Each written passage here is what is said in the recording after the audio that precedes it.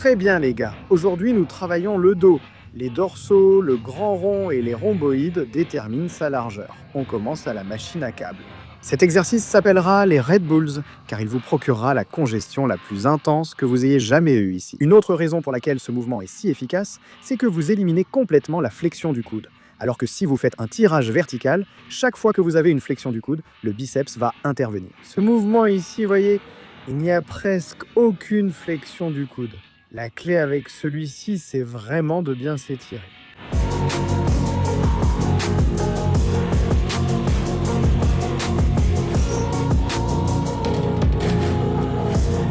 Ouais, c'est du lourd, vous devez absolument essayer ça.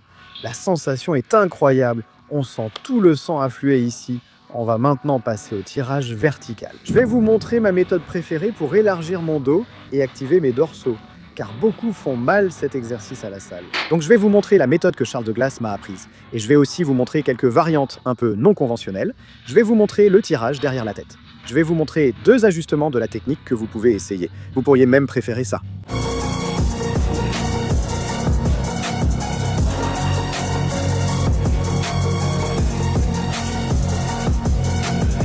L'essentiel avec votre technique, c'est que je ne me balançais pas en arrière.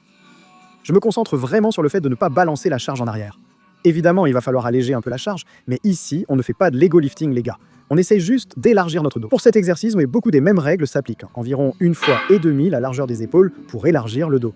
Donc, comme pour les tractions, les mêmes règles s'appliquent pour le tirage vertical. Aussi, c'est très important d'avoir une amplitude complète de mouvement. Je force presque l'étirement en haut du mouvement, j'étire mes dorsaux, puis baisse les coudes. Cherchez une bonne contraction en bas. Donc une variante que j'aime vraiment pour le tirage vertical afin d'élargir le dos et cibler les dorsaux, c'est le tirage derrière la tête. Maintenant, je sais que c'est un peu contre-intuitif. Beaucoup d'entraîneurs ne le recommandent pas, mais je n'ai jamais eu de problème d'épaule en le faisant correctement. J'ai commencé avec Charles Glass et j'aime beaucoup. Il faut alléger la charge pour cet exercice. En réalité, vous irez dans l'autre sens. Je vais élargir un peu la prise pour celui-ci. L'essentiel ici est de tirer la charge derrière la tête en poussant les coudes vers l'avant. Ramener les coudes en arrière peut entraîner une blessure à l'épaule. Poussez vos coudes vers l'avant, puis tirez-les vers le bas et l'intérieur.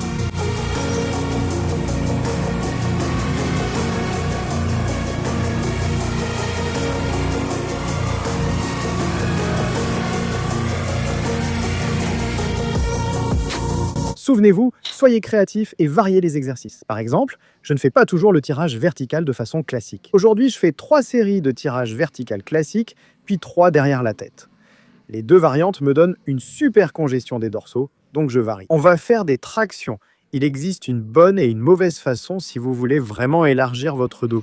Je vais vous expliquer. Je vous conseille de faire des tractions lestées si vous dépassez 10 tractions au poids du corps avec une bonne technique.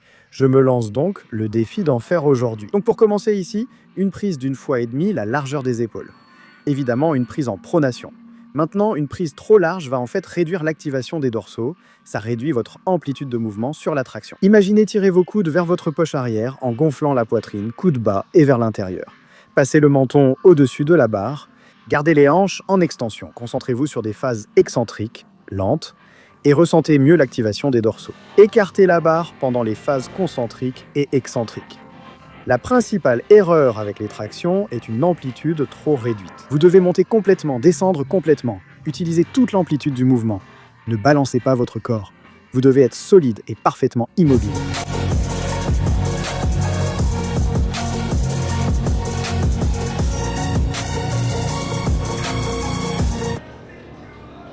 En général, je finis ma boisson pré-entraînement après avoir fait 25 à 50% de ma séance. Si je bois ma boisson pré-entraînement 15 ou 30 minutes avant, je ne sais pas, il y a quelque chose, ça ne me fait pas le même effet que de commencer à la boire quand je suis déjà en plein entraînement. J'ai l'impression de finir ma séance en force quand je commence à la boire au début. Aujourd'hui, Superhuman Pre-Miami Vice. On a un repas post-entraînement très important auquel on doit s'occuper. Alors assurez-vous de continuer à regarder. Je vais partager mes macros sur ma répartition en ce moment. Et je pense que ça va vraiment vous aider. Je vais prendre 12 nuggets grillés. Est-ce que je peux avoir 3 sauces buffalo avec ça? Un bol de soupe au poulet et nouilles avec une petite salade d'accompagnement, c'est mon choix préféré en sèche. Ajoutons-le dans l'application Chick-fil-A. Je veux vraiment voir quels sont les macros pour cette commande ici. Plus de 50 grammes de protéines, 600 calories au total. On ne peut pas faire mieux, les gars, on ne peut pas faire mieux. Bien sûr, je bois un peu de protéines superhumanes après l'entraînement, 100% isolat de lactosérum. Pour obtenir un pot gratuit de protéines superhumanes, cliquez sur le lien dans la description. Profitez jusqu'à 40% de réduction sur le Superhuman Pre-Workout avec mon code promo TROY20. C'est déjà 20% de réduction. Utilisez mon code pour 20% de réduction supplémentaire. Et un pot gratuit de protéines superhumanes. Voici ma routine, pré- et post-entraînement. Je vais rentrer à la maison et me régaler avec du Chick-fil-A. Mais faites-moi une faveur, j'aimerais savoir d'où vous venez.